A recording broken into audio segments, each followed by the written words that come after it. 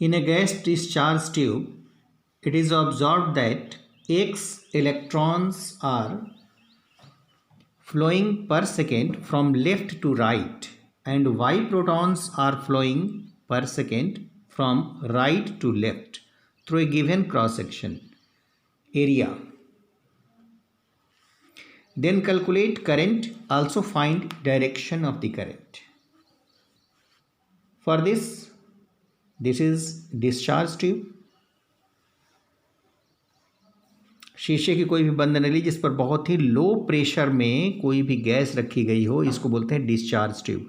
मैंने आपको इसके पहले बताया था कि flow of electric current through vapour और gas is called discharge.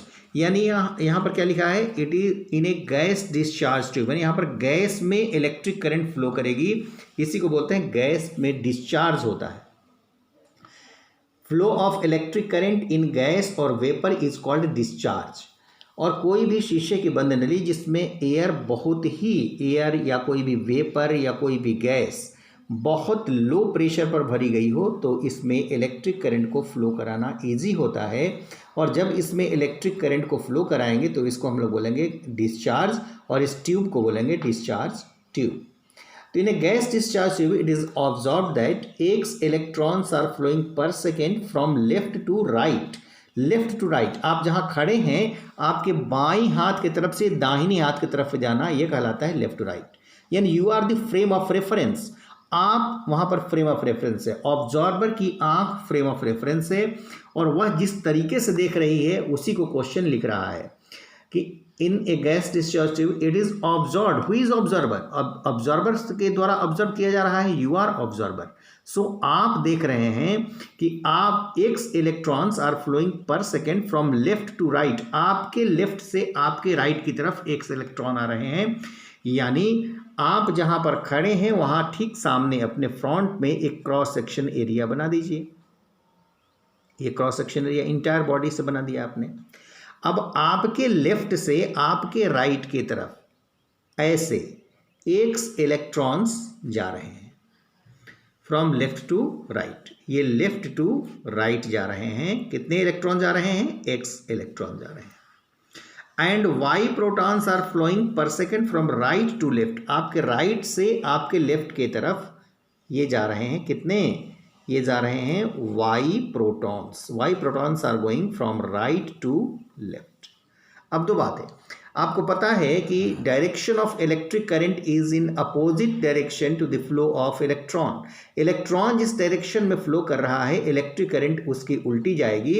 And the direction of electric current is in the direction of positive charge, यानी प्रोटॉन जिधर जा रहा है इलेक्ट्रिक करंट उधर ही जाएगी। यानी इलेक्ट्रिक करंट इस इलेक्ट्रॉन के मोशन के चलते इस साइड में गई, इसकी अपोजिट गई, इसको बोलेंगे electric current due to electron. और जिस डायरेक्शन में प्रोटॉन गया है इलेक्ट्रिक करंट उसी डायरेक्शन में गई, इसको बोलेंगे electric current due to proton. तो इलेक्ट्रॉन के चलते करंट और प्रोटॉन के चलते करंट, दोनों करंट का डायरेक्शन कैसे हुआ? फ्रॉम राइट टू लेफ्ट, आपके दाहिनी हाथ से आपके बाएं हाथ की तरफ। तो पहली बात तो हो गई जो इसमें कुछ आएगा, also find direction of the current. तो डायरेक्शन ऑफ करंट यहां पर हो गई, direction of current is right to left. Right to left, यहां पर राइट टू लेफ्ट करंट जा रही है। ओके, अब दोनों करंट एक ही डायरेक्शन में जा रही है तो दोनों के स्ट्रेंथ को जोड़ देंगे। यहां पर लिखेंगे electric current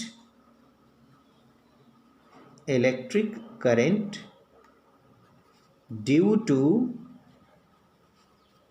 flow of electron.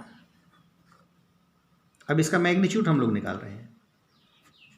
ये कितनी हुई हम लोग को पता है, I इज इक्वल टू, इसको हम लोग बोलेंगे IE, electric current due to electron, is equal to N और E क्या है? Electric charge, electronic charge.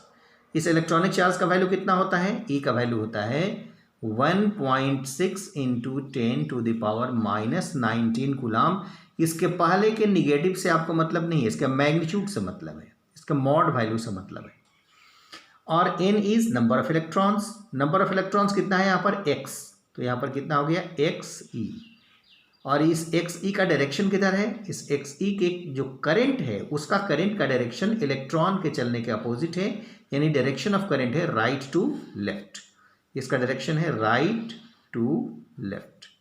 अब आइए electric current due to flow of proton. Electric current due to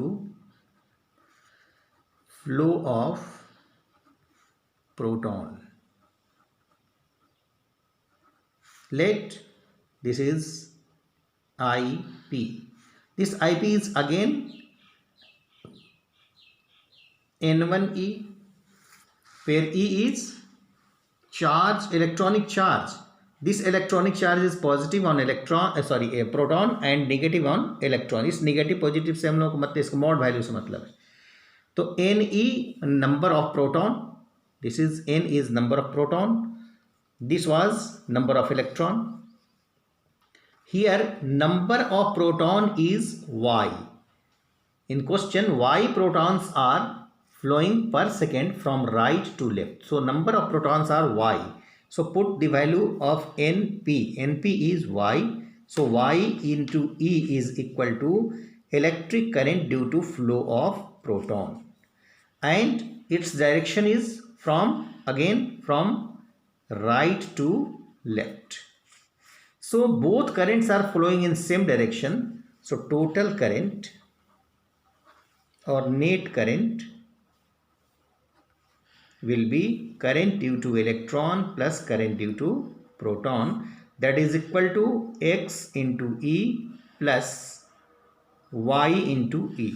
So x plus y into E is the total current or net current flowing through this discharge tube, and its direction is from right to left. Direction is from right to left.